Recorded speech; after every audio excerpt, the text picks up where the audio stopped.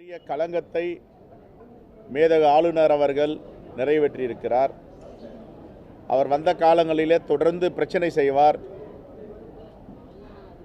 பெரும்பான்மை மக்களால் தேர்ந்தெடுக்கப்பட்ட ஒரு ஆட்சி ஒரு மாநிலத்தில் நடக்கும் பொழுது அந்த மாநில மக்களுடைய எதிர்கால திட்டங்களை அமைச்சரவை தீட்டுகின்றவை இவர் படிக்க வேண்டும்.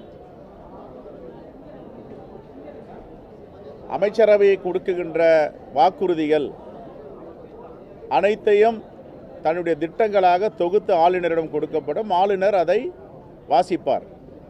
ஆனால் தொடர்ந்து பிரச்சனை செய்து வருகின்ற ஆளுநர் இந்த சின்ன வயசில் இந்த அடம் பிடிக்கிற பிள்ளைங்க இருக்கும். அதெல்லாம் நம்ம சிறிய வயதில் கிராமங்களில் பார்த்துருக்கோம். பம்பு பண்ணுறதுக்குன்னே வரும் குழந்தைங்க. அது மாதிரி இன்றைக்கி சிறு பிள்ளைத்தனமாக ஆளுநர் நீங்கள் டிசப்பாயின்மெண்ட் ஆகிட்ட, நான் தேசிய கீதத்தை முன்னாடியே நீங்கள் பாட வைக்கணும். அப்போது மரபு என்ன? தமிழ்நாடு சட்டப்பேரவையில் ஆண்டாண்டு காலமாக இந்த சட்டப்பேரவை வரலாற்றில் ஒரு மரபு கடைபிடிக்கிறது. அந்த மரபை மாற்ற சொல்வதற்கான அதிகாரம் ஆளுநருக்கு இருக்கா? அரசியலமைப்பு சட்டம் அதற்கு இடம் கொடுக்குதா? கஷ்டம் சொல்லுவாங்க மரபு.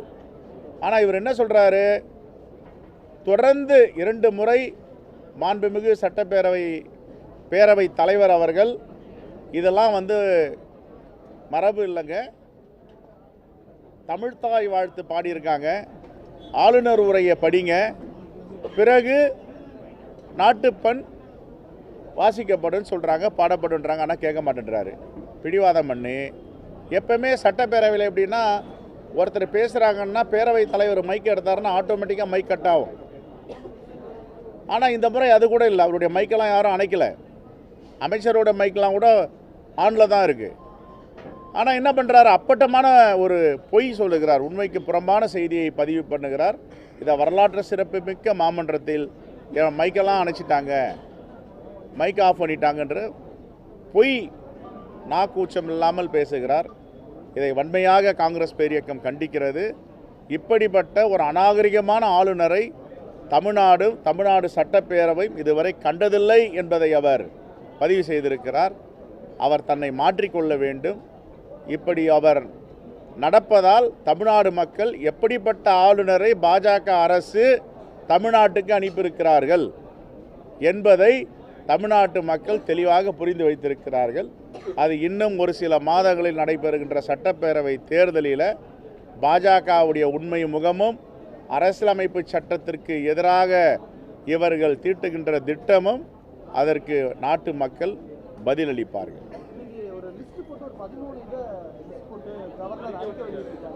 மைக் ஆஃப் செய்யப்படாது, தமிழ்நாட்டில் சட்டம் ஒழுங்கு சரியில்லை, கல்வி தரம் குறைஞ்சிருக்கு, போதைப் பொருளில் அடிமையாக இருக்காங்க, சட்டம் ஒழுங்கு சரியில்லைன்னு இப்படி 13 வகையாக பார்த்துருக்காங்க. தேசிய கீதத்தை அவமதித்து சட்டப்பேரவை.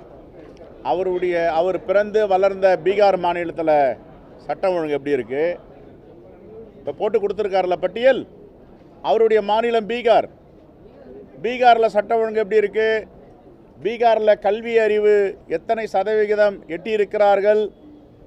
சட்டம் ஒழுங்கு எத்தனை சதவீதம் இருக்கிறது? தமிழ்நாட்டையும் அதையும் ஒப்பிட்டு பார்த்துட்டு நேர்மையாக உண்மையாக ஒரு இந்திய குடியினம் மகனாக தலை நிமிர்ந்து உண்மையை பேச சொல்லுங்க பார்ப்போம்.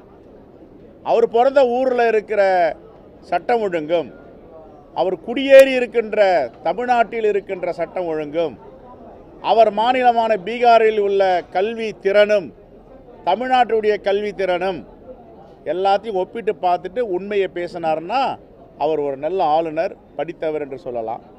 ஆனால் இப்படிப்பட்ட ஒரு கீழ்த்தரமான ஒரு பிற்போக்குவாதியை தமிழ்நாடு முதலில் பார்த்திருக்கிறது. பிற்போக்கு சிந்தனை என்பது ஒன்றுமே ஆளுநர் கிடையாது. அதான் சொல்கிறார், இந்த உலகத்தை தமிழர்களை தமிழ்நாட்டை உருவாக்கியது வேதாந்தமும் சொல்கிறாரு. இப்படிப்பட்ட ஆளுநர் யாருன்னா பார்த்துருக்காங்களா? Right, thank you.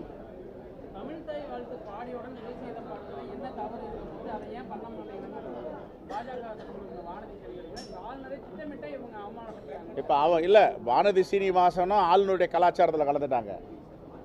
இப்போ இதுக்கு முன்னாடி தமிழ்நாடு சட்டப்பேரவையில் எப்படி ஒரு நடைமுறை இருந்தது, அதையா மாற்றுறீங்க? சரி, நான் கேட்குறேன், பிரதமர் வந்து முதல்ல பேசாமல் எல்லாம் பேசி முடிச்சிட்ட பேர் கடைசியில் பேசுவாரா? இல்லை, நிதிநிலை அறிக்கை நிர்மலா சீதாராமன் தாக்கல் பண்ண போகிறாங்க, எல்லாரையும் பேச விட்டுட்டு கடைசியில் அவர் தாக்கல் பண்ணுவாரா? உங்கள் கருத்தெல்லாம் சொல்லுங்கள் அப்படின்ட்டு ஒரு நடைமுறை இருக்குது. நாடாளுமன்றத்தில் நிதிநிலை அறிக்கை தாக்கல் செய்த பிறகு நிதிநிலை அறிக்கை மீது வாதம் செய்யணும். அதான் இங்கேயும் பண்ணுறோம். நம்முடைய தமிழ்த்தாய் வாழ்த்து, அதுக்கப்புறம் தேசிய கீதம், இதுதான் யதார்த்தம். தமிழ்நாடு நம்ம குழந்தைகள்லாம் பள்ளிக்கூடத்தில் என்ன பண்ணுறாங்க, அரசு நிகழ்ச்சியில் என்ன பண்ணுறோம், எதுக்கு மாற்ற சொல்கிறீங்க, என்ன காரணம்? ரைட். உடனுக்குடன் செய்திகளை தெரிந்து கொள்ள சன் நியூஸ் பெல் ஐகானை கிளிக் பண்ணுங்க.